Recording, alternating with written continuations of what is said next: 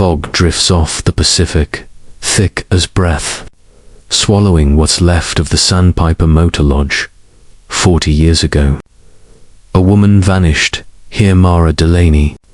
Her name, a local myth rinsed clean by the tide.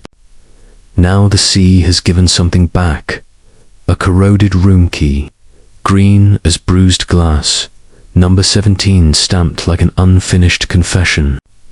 I came to log evidence, not ghosts.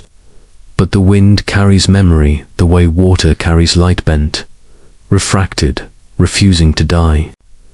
Every room speaks in silence. Every silence asks what we buried to survive. Some doors don't open outward. They open down into the undertow.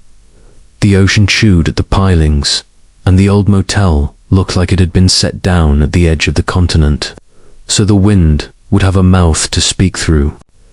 Boards crossed the windows of the Sandpiper Motor Lodge, silvered by salt and years, and the vacancy sign-shy a few red tubes hissed a sickly script into the fog. I slipped the cyclone fence and walked the cracked horseshoe of the lot, hearing the surf grind the dark to powder. Every sound was an afterimage. Every silence a wall. Somewhere a door banged, or maybe it had only been the breath leaving me. The rooms faced inward like teeth in a jaw. Paint peeled in curls, pale as onion skin. The office door had a deadbolt with a thumbprint of rust, and a sun-faded rack behind the glass held the old plastic key fobs sea green, coffin-shaped, stamped with numbers and the motel's name. My flashlight smudged across them and stopped where the rack was empty. A negative shape that felt like a missing word on the tongue. Room 17. My eyes kept wanting to look away and couldn't. I remembered this place lit from within, cigarette, ember red, and television blue scene from the back of my father's car on night drives that were really arguments held in motion. I remembered my mother's quiet the winter she left, the same flat quiet that lived here in the boards, in the torn awning, in the sand drifting over thresholds like snow. It had the texture of withheld speech, a quiet like a held breath, the kind of silence that makes you tell the truth just to hear something break. The hallway smelled of brine and mouse nests. A pair of roller skates leaned in a corner, their laces a mangled halo. The carpet, once ocean blue, had bleached to the precise color of old regret.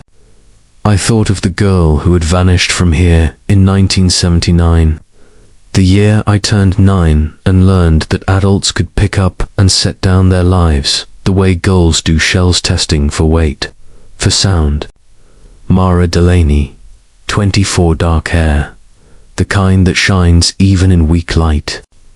She worked the desk nights and cleaned rooms, mornings, painting on weekends in a borrowed garage. That is what the record said. The rest was rumor or wish. A foghorn keened somewhere beyond the bluff, long and unhurried, as if to mark the hours passing in increments of ache. I pressed 2 fingers to the glass of the office and left twin moons of sweat that shivered when the wind came. The small proof of a body in a place that had forgotten bodies. The door's lock gave with a tired click. Inside, dust did what it always does, wrote the names we refused to say. On the desk, a ledger lay open to a page that the elements hadn't completely eaten. Names, dates, small domestic lies. A pen with no ink. The bare circle where a ceramic paperweight had been gone now, leaving a ghost ring the color of iodine. There is a weight you carry when you inherit other people's endings. You lift doors with 2 hands. You learn which floorboards complain and which keep secrets. You learn to tell the difference between wind and voice. That first night back at the Sandpiper, with the fog shouldering against the eaves and the Pacific whispering a violence older than any of us. I felt it, the case humming under my ribs like a second pulse. Not solved yet, not even resurfaced. Only the invitation of a place that remembers more than it wants to, and a man who came because he remembers less than he should. The hallway gave back my steps, like someone practicing saying my name. I walked toward room 17 and stood in the slot of its doorway, the plywood over it scabbed with old flyers. The paper had bled to sepia, the staples rusted to cinnamon freckles. A strand of seaweed had found a way in and lay across the threshold like a note from the tide. I thought of a photograph I'd once seen of Mara outside this very door, shoulders squared, jaw soft, the ocean turning pages behind her. It wasn't in our evidence box. It was in the town's head. We all keep different archives. We all lose things. A gull screamed. The light thinned. I told myself I was here as an investigator, not a penitent. Still, I felt penitent. The motel, half devoured, seemed to forgive nothing and absolve no one. Wind blew a paper cup end over end until it wedged at my boot. I picked it up and read a hand-inked phone number, no area code. Just the old seven digits way of telling time by what's missing. I pocketed the cup as if it were evidence. Maybe everything is, if you can bear to read it. The quiet did what it does when you stand in it long enough. It began to speak. Not in phrases I could record, but in textures, flaking paint, the soft give of rot, the cold sweat of the window glass, the grit on the tongue when I swallowed. Here was a place the town had tried to outlive and failed. A place where the wind rehearsed its grief and the sea filed its teeth.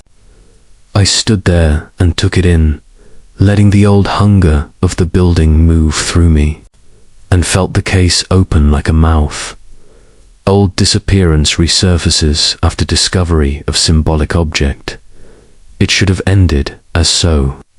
Many long ago things do. A photograph curling under a magnet. A rumor wearing smooth. A room repainted until the past couldn't find the door. Instead, the winter storms worked their patient knives, and the beach coughed up what the sea had borrowed. A dog did the finding, because it's always a dog in these stories. A golden mutt named Cinder, dragging kelp with a stubborn shear until something green and hard-shining winked from the weed. The boy teen, hood up, earbuds in, indifferent to yesterday, kicked at the tangle and saw it. A sea-green plastic fob, coffin-shaped letters, sand-scoured but legible. Sandpiper, Motor Lodge, 17. Return postage guaranteed. The key itself nested in eelgrass, its teeth a small cathedral of notches. The boy's mother posted a photo. The town's feed did what small-town feeds do. It hissed, it prayed. It tried on guilt like an old coat to see if the seams still fit. The object came to me in an evidence envelope that smelled faintly of tides. I slit it open with a thumbnail, careful. The plastic had gone a softer green, something like bruised mint. The stamped number was still there, 17, and the motel's promise of postage sounded like a joke the dead had written to themselves. The key brass long gone to an obedient brown had a burr on the bow where someone had filed and then stopped, as if caught mid. I held it up to the light and thought, this is not a key to a door. This is a key to a time. I didn't say that out loud. I said, we'll bag it and get prints anyway, and check the shoreline reports, see what else the storm's given back. But the feeling stayed, an animal roused. In the ledger we kept for the old case, I wrote only the facts. Recovered key fob, room 17. Likely period accurate to 1970s manufacture. Found south of the Sandpiper Bluff, following erosion event. Chain corroded. No obvious blood or fiber. I did not write what the object did when I touched it, how it unlatched something in me. I had been keeping latched as an act of faith. The discovery did more than light up the town's nostalgia apparatus. It rearranged gravity. People who had never spoken to me before approached with their versions. They'd seen Mara checking in men who were too neat to be tourists, too nervous to be locals. They'd heard she'd planned to go north and paint barns. They'd known she was in love with an older man who taught civics like a sermon. A retired deputy said, careful, that he remembered a different fob in the officer handmade tag. Not motel issue, painted with a tiny wave and a tiny sun. Girl liked pretty things, he said, like it was an indictment or a eulogy. I couldn't tell. The key pulled other flotsam into its orbit. The motel's old owner's daughter grey now. Wrists thin as Reeds brought a shoebox of detritus, matchbooks, napkins. A weekly time card with Mara's name in looped cursive and a crescent of coffee at the edge. She had kept it for no reason except that she had kept it. Things accrue to the living the way barnacles do to a hull. In time, they can hold you fast. The symbolic object, that's what the textbooks would call it, carried the story in a way that witness statements never could. It was humble, unromantic, faithful. It suggested a hand that turned it, a door that didn't open, a choice made on one side that the other side did not hear. It suggested weight. It suggested time heavy enough to bruise. When I set it down, my palm kept the shape of it for a while, as if it didn't want to let me go. Room 17 had been Mara's last known orbit. The fob arriving now was not an answer, but an invitation to stand again in that doorway and listen. I did. The wind kept rehearsing what it would say if it could say it clean. The paper flyers whispered as their corners unglued.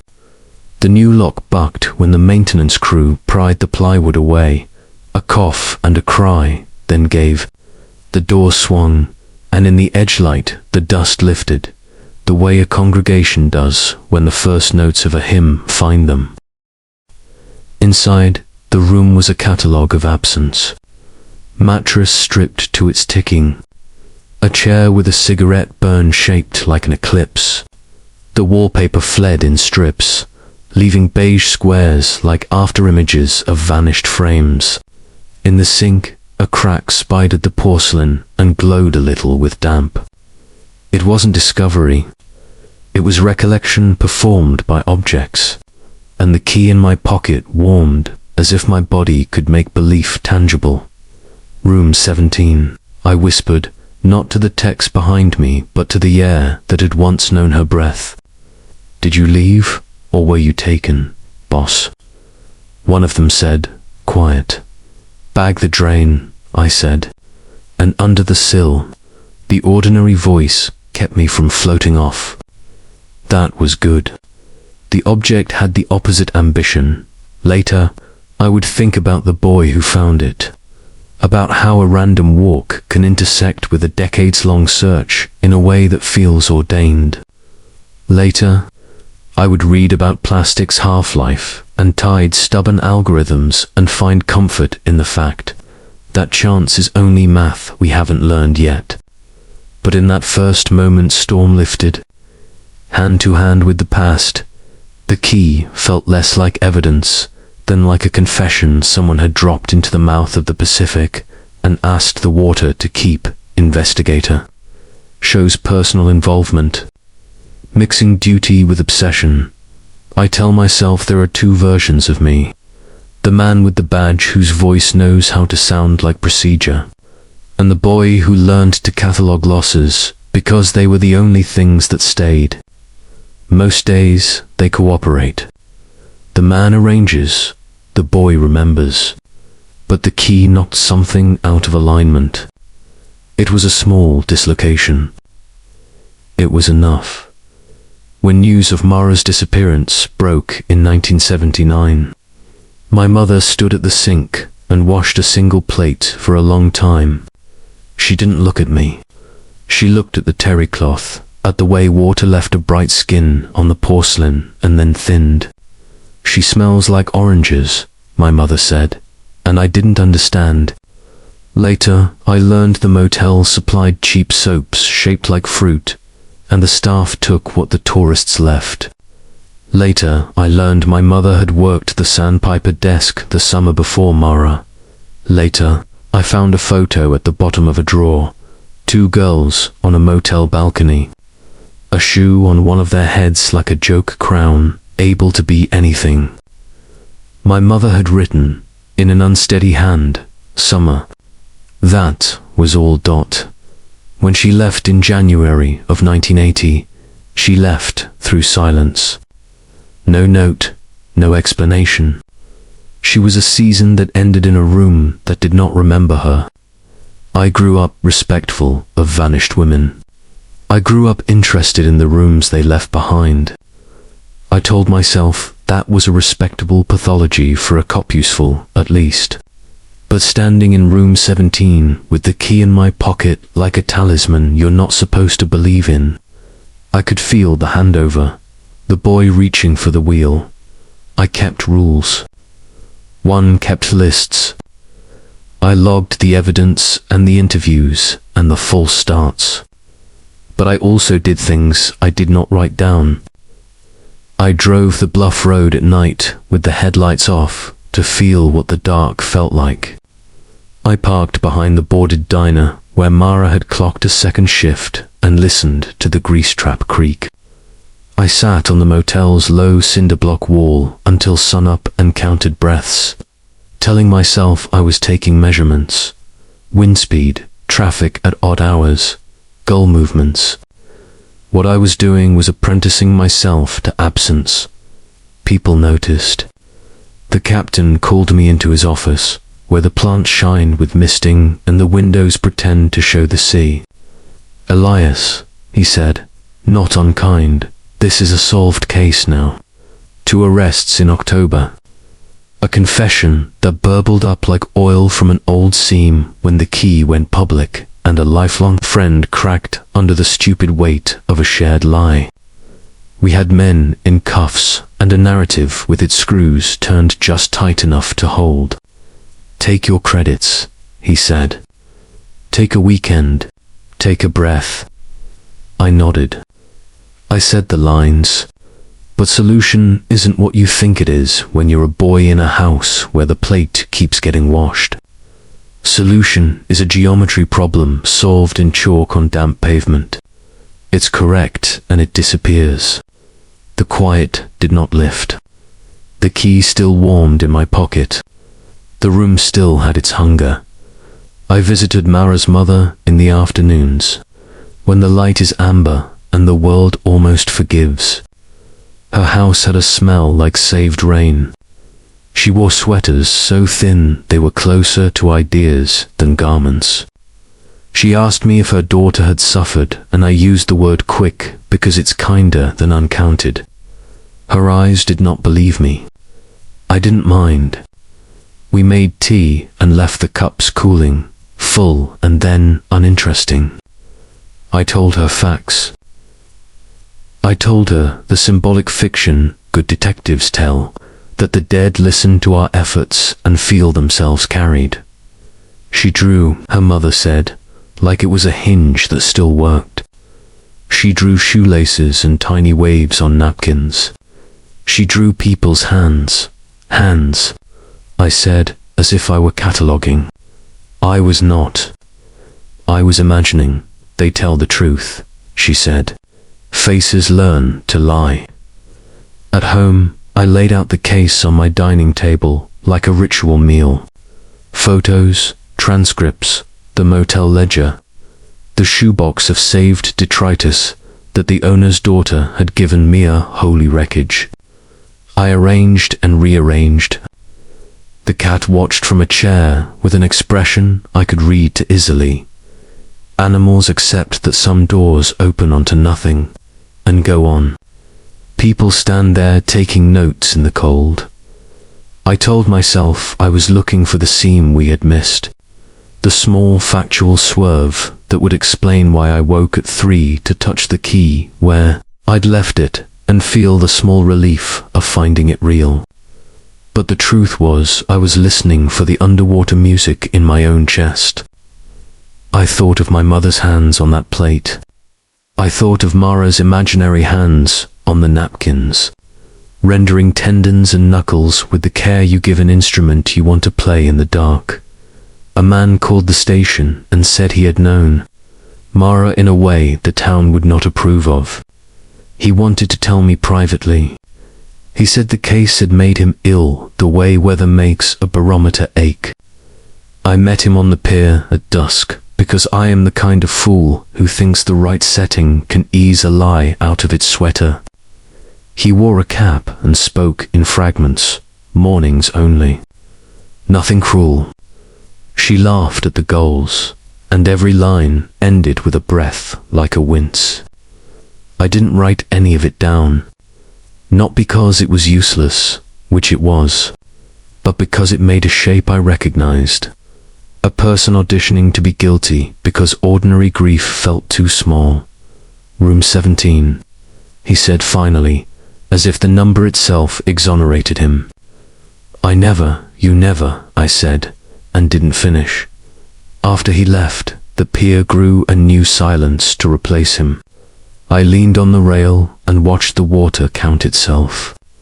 In the reflection, the motel's blacked-out windows looked like missing teeth. I closed my eyes and saw the key's shape. The story wanted me to fit inside it like a blade fits a lock.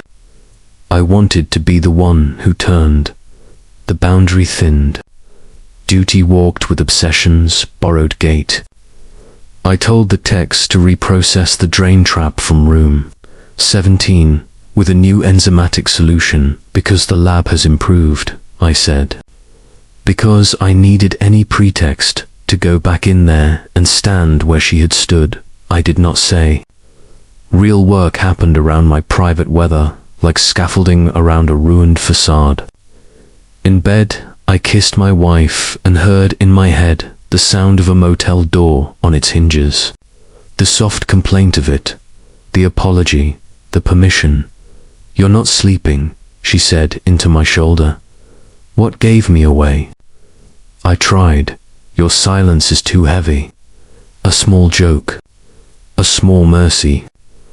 We held on to each other, two bodies, remembering the shape of a third absence. The investigation had become a twin of me, or I had become a twin of it.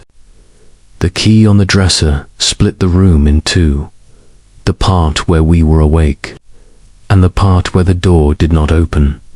The town closed around the case like a wound that refused to scab. Everyone who had known Mara was older now, their memories rubbed thin by repetition. I found them in the same small radius to diners, the library, the church basement where grief met once a week and never dissolved. They carried her in fragments, like shards of stained glass that no longer formed the window but still caught the light. There was Evelyn, the motel owner's daughter, her wrists trembling under sleeves of wool. She spoke as if each sentence had to cross a minefield. She was kind, Evelyn said. Too kind. That's dangerous here. Her eyes drifted to the window. Outside, gulls drifted in the ash-colored sky, aimless, certain. Then there was Father Kincaid, once a counselor to the lost, now a man who smelled faintly of disinfectant and gin. He had heard Mara's last confession. She spoke of leaving, he told me, but not of where to. His words came out like an echo from a broken well, something once deep, now shallow and cold. I asked if he believed she was afraid. All faith begins with fear, he said, and ends with silence. The third was Raymond Holt the handyman, the last to see her. He had been young then, broad-shouldered, and full of unspent grief for a sister drowned the year before. Now his voice rasped like boots over gravel. We argued, he admitted, eyes fixed on his hands. About nothing. About everything. She said she couldn't breathe in that place. He lit a cigarette he didn't smoke, just to have something burning. Each of them gave me a piece, but the pieces refused to fit. The pattern that formed was not a picture of Mara, but of myself reflected through their sorrow. Their recollections felt rehearsed scraps of absolution, whispered to keep guilt at bay. And yet, when they spoke her name, the air changed. A pulse in the silence. The investigation was no longer about evidence, but contagion, grief passing from one host to another, memory as a form of infection. At night, I dreamt of her walking the motel corridors barefoot, the hall lights blinking in soft Morse code, her shadow melting into mine. I woke to the sound of waves breaking and my own breath coming shallow, as if the case had entered my lungs. The few who remembered her had become my mirrors, and every answer they gave showed me how little of myself I could still trust. Symbolic clues, photos, diary, patterns build intellectual intrigue. The first clue was found by accident, as truth often is. Beneath the warped floorboards of room 17, the forensics team uncovered a small roll of film sealed in wax. The negatives had fused together, the images half-eaten by time. When developed, they showed a sequence of near-identical frames. Mara's paintings leaned against a wall, abstracts of sea and sky, and in the corner, a shadow bending over the canvases. It wasn't quite human in shape, elongated by the angle of the light, but it gave the impression of someone watching, someone staying after the frame was meant to end. In her diary rescued from the motels, crawl spacer, different pattern emerged. Her handwriting began in loops, romantic, then narrowed into jagged, urgent script. The final pages stopped using dates. Only sketches, doorways, keys, the outline of the bluff descending into the ocean. One line repeated 3 times across 2 pages. Someone else dreams my dreams. Each photograph, each line, each object became a cipher for something unspoken. I mapped them on my wall, the key, the ledger, the diary pages, the photos. The lines between them curved into an invisible question mark.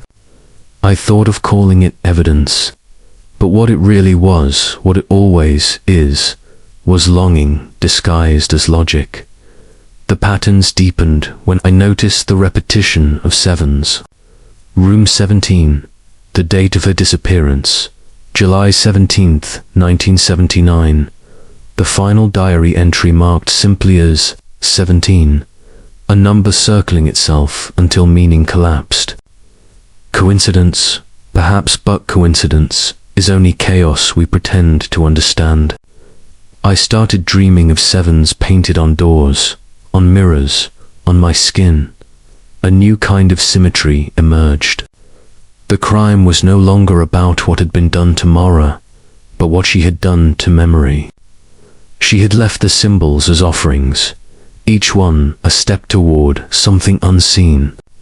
It wasn't guilt she left behind, it was invitation. A design in which the investigator would inevitably become part of the pattern. When I pinned the last photograph Mara in a mirror, blurred by motion, I saw myself in her reflection. It was an old picture, older than I had any right to exist in. Yet there I was, a figure in the doorway, half-raced by light. Logic failed. Only obsession remained, luminous and precise. Twist questions investigators' perception, blurring truth and delusion. It began with the dreams. Then, with the smell of oranges in my office, the scent she carried, the one my mother had once spoken of. It shouldn't have been there. No one else noticed. The evidence files began to rearrange themselves. I would leave them stacked, wake to find the photos ordered in a spiral. Her eyes always at the center.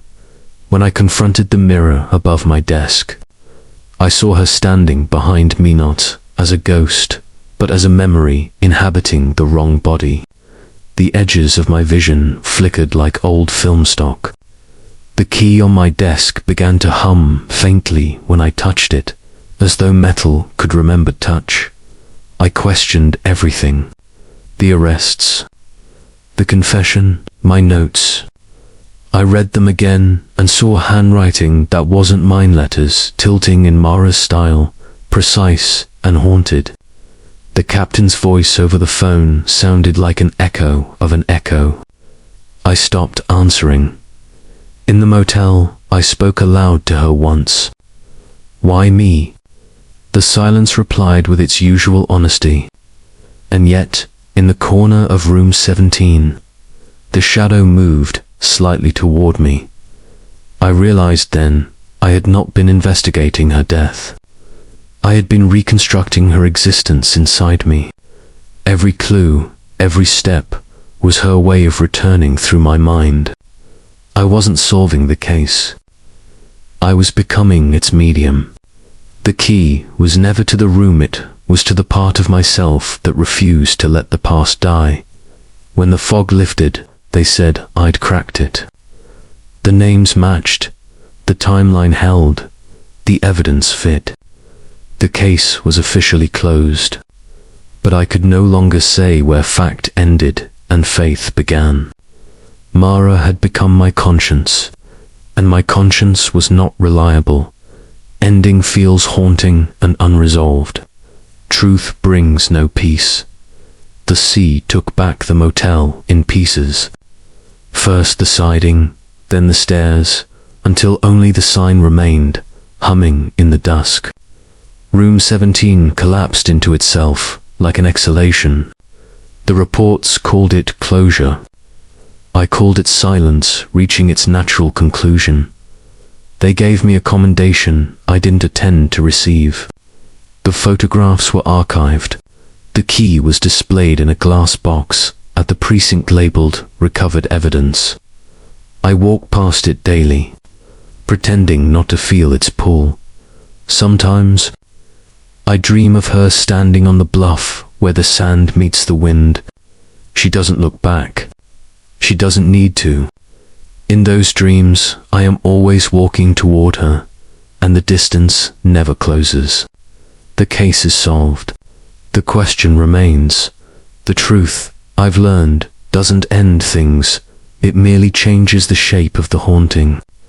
In the quiet between waves, I still hear the soft, metallic click of a key turning. Somewhere inside me, unlocking nothing at all.